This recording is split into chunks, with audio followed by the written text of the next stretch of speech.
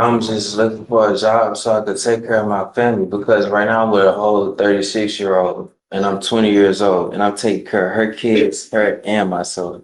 And I'm staying with my mom and I'm in and out with my baby. So it's a whole lot of stuff going on. And then even dealing with that third-degree That's felony not, charge. I don't want to talk about the cases.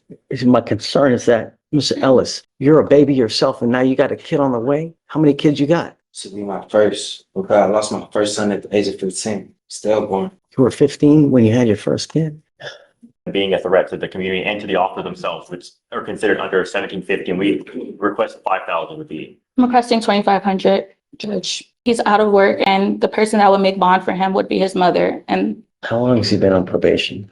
He's been on probation for a year. You know, when you're on felony probation, you're supposed to live like you have a halo above your head because you're really looking at a lot of time in prison. And the way things are going now, this is not a good way to go. You're going to end up either dead in prison. It's hard enough in this society as a black or brown person. All you're doing is making it more difficult. The older you get, the more difficult life gets. And if you don't have a skill, a trade, knowledge, you're going to end up with a 40-year sentence or in a gutter, begging because life sucks without money.